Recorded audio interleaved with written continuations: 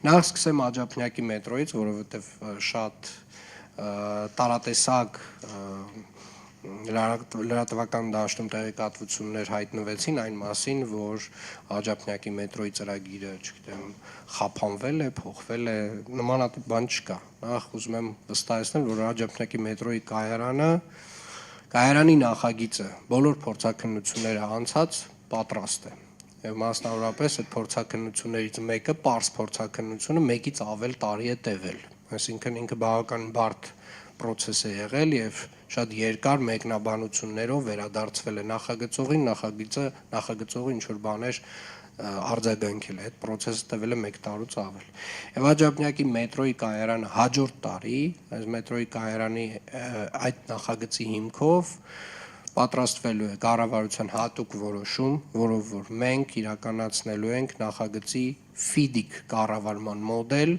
որը որ, այսպես ասած, այս տեսակ մեծ նախագծի համար երևի թե ամենահարմար տարբերակն է։ Մենք ներգրավելու ենք տեղ հսկող, ինժեներական տեղ հսկող, ով ունի նմանատիպ փորձ այս տեսակ ծրագրեր կառավարելու, եւ որպեսզի կրկին արձանագրենք մետրոյի կայարանը Աջափնյակի, մենք մեր օրենսդրությունը նույնիսկ այս տեսակ նախագծի հետ նախկինում առնչություն չի ունեցել, այս որակի, այս բարդության, եւ հիմնականում ժամանակային հետաձգումները դրա հետ են կապված, եւ կարծում եմ ավելի լավ է մենք մի փոքր ժամանակ, ավել ժամանակ ծախսենք այս նախագծային փուլերի վրա, գրագետ տեղ հսկողություն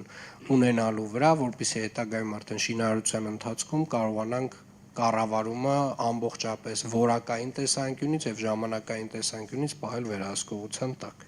Աջափնյակի մետրոյի կայարանի հետ կապված ընդհանուր մոտեցումը սա է։ Եվ հաջորդ տարի մենք ունենալու ենք հատուկ կառավարության որոշում Աջափնյակ մետրոյի կայարանի նախագծի հետ կապված։